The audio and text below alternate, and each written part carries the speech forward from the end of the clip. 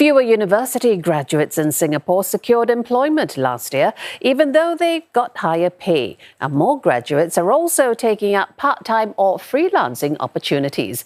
And this is all according to the latest survey of more than 10,000 graduates from local universities. Rachel Teng and Nikhil Kata with more.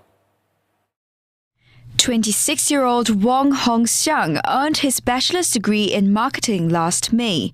He applied for almost 50 roles over 6 months before he landed a job. For him, the biggest hurdle was waiting for firms to get back, only to receive rejection emails. When you apply for something, they don't get back to you straight away on whether you get the job or not. So it's more of a slow burn as you keep waiting for, will I get this job? Should I apply for these other openings? But throughout my time when I was applying, I realized that at this point of time, it's actually more of a numbers game. So I tried to apply as many as possible, and then I'll review afterwards. Latest figures from a graduate employment survey show that Hong Xiang is far from alone. Close to 13% of uni graduates remained unemployed 6 months after their final exams. That's 2.5 percentage points higher than in 2023 and more than twice the unemployment figures in 2022. Around 2 in 3 of those unemployed said they're still looking for a job. Some students are still quite fixated in the sense that they will still want to go after the employers or the industry that they want to join. So they are holding out during this period, hoping that, ultimately they are able to land those jobs. For those who are working, higher salaries across all sectors. Median pay for grads in full-time permanent work rose to $4,500 last year, up from slightly over $4,300 the previous year. Graduates from information and digital technologies took home the highest salaries on average, around $5,600. This is followed by engineering graduates who earned an average of over $4,600. Average salaries of students from all other disciplines fell below the median, with those in arts, design and media logging the worst pay in 2024. Generally, all the industries are quite cautious in terms of hiring. And for sectors which are more vulnerable in terms of the economic fluctuation, like for instance, advertising, right? When the economy is not doing well, companies will cut their budget in terms of advertisement. She adds that graduates should keep an open mind and consider jobs outside their fields. So this is a topic that has many people interested. So let's get more analysis. I'm joined by Alvin Aloysius Goh. He is Executive Director of Singapore Human Resources Institute. Welcome, Mr. Goh, on this very hot topic. Now, we heard that graduate unemployment is rising, and it's continuing a downward trend since 2022. Now, are you worried about this? And elaborate a bit about what's driving this trend. I think it's a combination of structural changes in the economy. There are currently a lot of concerns about the next 6 months and 12 months on the economic front. But here, on the other hand, we're also seeing that the graduates that are coming out, they are taking their own time to actually suss out what's best for them in terms of the longer-term career choices that they want to make as well. So is it just this, the uncertainty in the environment? I mean, why is this trend continuing? Yeah, I think uncertainty has always been around, regardless whether you are been pre-COVID or post-COVID itself. And I think it's good that both employer and employees itself, suss each other out before offering a full-time role. And today, as what the report actually shows, it's actually pretty common for longer-term contracts on internships or traineeships for that matter as well. So this average starting salary of $4,500, is it that it's not attractive enough to pull the young people into these full-time jobs, or perhaps what you've just been explaining to us? And also, I'm wondering, if this starting salary is at this level, right, doesn't it add overheads faced by businesses who are already challenged? Well, coming back to your first question, I think at that range, we saw this 4% growth from 2003 to 2004. I think it's competitive. And organizations and employers know that in order to attract top talent, you need to offer what the market is actually doing and paying as well. And at $4,500 for a fresh graduate, I think it's very reasonable itself.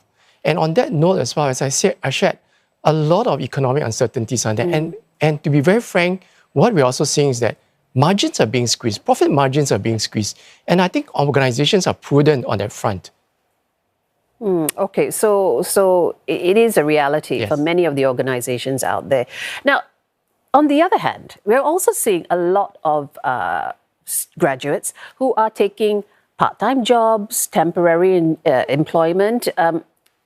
Is that driven by the fact that there is that lack of opportunity, or is it an interim kind of answer before they get a full-time job? Or is it just the job market adjusting to how this new generation wants to work these days? Maybe a delay, they want to travel, something like that. Yes, everybody wants to travel, including myself. But I think more importantly itself, what we are seeing is that fresh graduates coming out, they want to have a repertoire of skill sets before finding a more permanent role.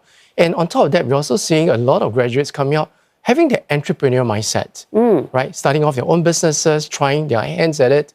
And also a lot of them are also thinking about overseas opportunities to unconventional roles. Take, for example, we recently met one or two graduates who were working in Mauritius or the Maldives as butlers in the hospitality industry.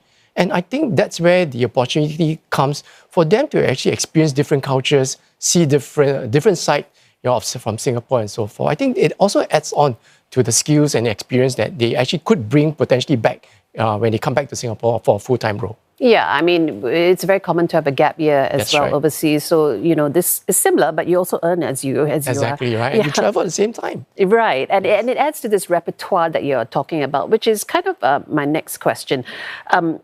In the process of adding to their repertoire, do you see that there's a growing trend of contractual hiring and internships becoming longer, stretched out over a period of time across the workforce? Definitely. What we are seeing now, instead of having that 6 months to 1 year internship or traineeship, this roles are actually becoming longer, like 2 years.